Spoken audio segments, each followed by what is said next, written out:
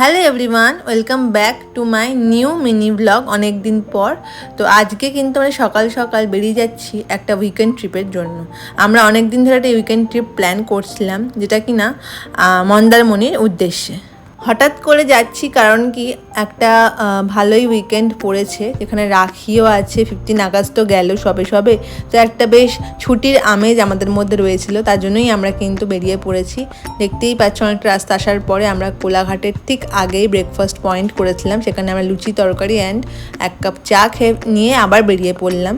তো দেখো রাস্তাঘাট কিন্তু পরিষ্কারই আছে, একদম বেশি জ্যাম ট্যাম নেই। আগের বার তোমরা দেখিয়েছিলে কতটা জ্যাম পেয়েছিলাম আমরা।